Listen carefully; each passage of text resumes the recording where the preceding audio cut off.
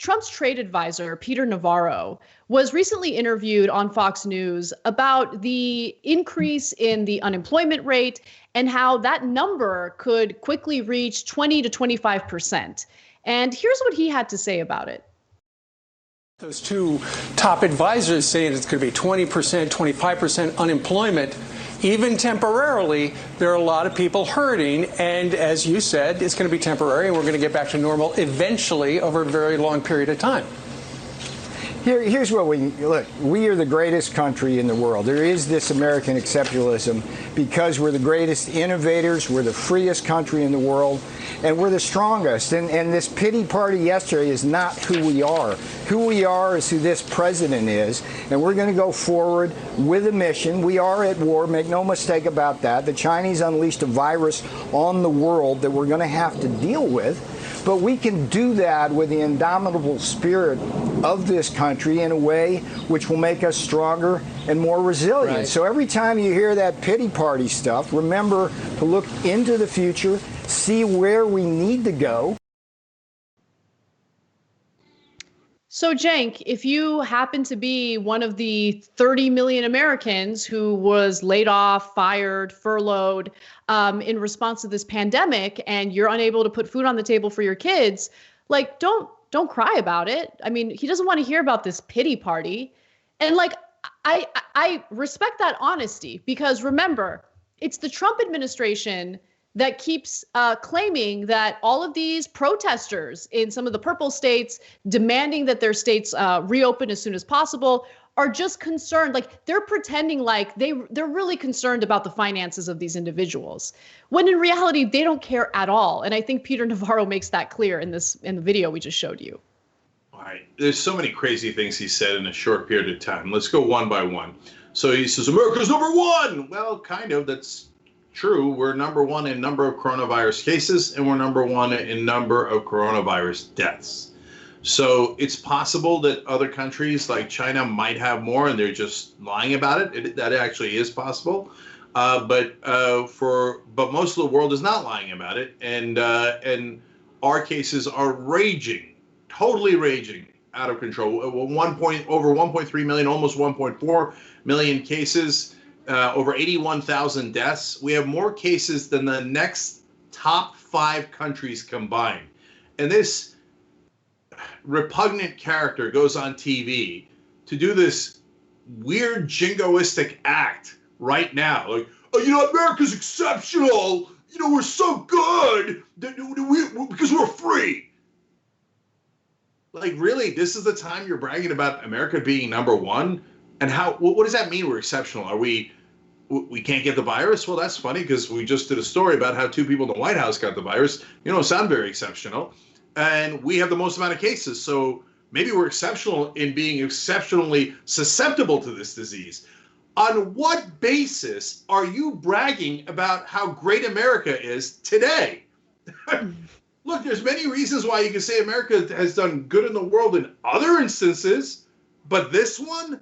Okay, so then he says, America is like this president.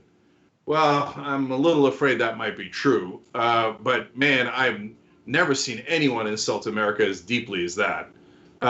So I guess he's saying in the context of coronavirus, Americans are so stupid that they think maybe you should inject Lysol into your veins or your lungs to cure this. Thinks that a virus, how would you get it out? What, you get it out of the blue? I didn't understand how that's how you do it. And incompetent, you name it, etc. And then finally you get to Anna's point about, he's like, oh yeah, 30 million people unemployed, but I'm not one of them, and neither are any of my rich friends. So what do you want me to do, have a pity party for you? Back to the mines. Oh, you guys are contracting in where you're working at a meat packing factory or an Amazon warehouse or at a fast food restaurant. So what? Who cares? Don't have a pity party. Get back out there, and then if you have to go home, not only do you contract it, but you might give it to your parents and they might die. Whatever. I don't have time for a pity party. We're number one. These are the kind of idiots that run our government now. Yeah, maybe we're being unfair to Navarro, and maybe all we need to do is just have a conversation with him and explain simple concepts to him. So for instance, he seems to have a difficult time understanding what qualifies as a pity party.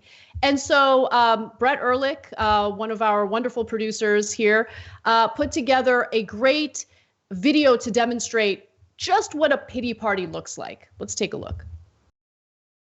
I wish we had a fair media in this country. It's so unfair. It's so unfair. You're never going to treat me fairly, many of you. The worst, most unfair press treatment, they say, in the history of the United States for a president. What they did to him is very unfair, in my opinion. And what they did to General Flynn is very unfair, in my opinion. And what they did to so many others is very unfair. I am greeted with a hostile press, the likes of which no president has ever seen. The closest would be that gentleman right up there. They always said Lincoln. Nobody got treated worse than Lincoln. I believe I am treated worse. Yeah, no, I don't take responsibility at all. That is what a pity party looks like. When the most powerful person in the world constantly cries like a little baby over nonsense. Like, oh, everyone's so mean to me. That's a pity party. Yeah. But, you know, we showed you a bunch of clips put together there from recent events. That clip could have gone on for hours and hours and hours. The entire time that he's been in office, his main sentiment can be summarized in, wah! Earlier in this crisis, he was complaining that the press was being unfair to him because they weren't giving him credit for how good his ratings were for the coronavirus press briefings. You're not giving me credit for my ratings. Oh, so what? People are being taken out in body bags, but I got good ratings, so you're not giving me credit. That little bitch is your so-called great president that you go around going, America's like Donald Trump, we're number one. You guys are all pathetic, pathetic. And you see the last part of what Navarro did was there, again, going after the Chinese. And you know what? The media in this country drives me nuts in how they want to cater to power. Now I see mainstream media outlets referring to China as a Chinese communist government. It's amazing. It's amazing. Amazing. It's not because they're not communist, although they're really not communist. They're technically call themselves communists, but they're uber capitalists now in China. But that's not why. It's because the press did not call them that before. They just called them the Chinese government. But now the Republicans have a talking point saying every Republican official should call them the Chinese communist government. And so now the press, like sheep, like pathetic little sheeple, are starting to write in their articles the Chinese communist government. They have changed their language to be more politically correct to appease Republicans. These are the clowns you're appeasing. It's absolutely pathetic. Thanks for watching The Young Turks. Really appreciate it. Another way to show support is through YouTube memberships. You'll get to interact with us more. There's live chat emojis, badges. You've got emojis of me, Anna, John, JR. So those are super fun. But you also get playback of our exclusive member-only shows and specials right after they air.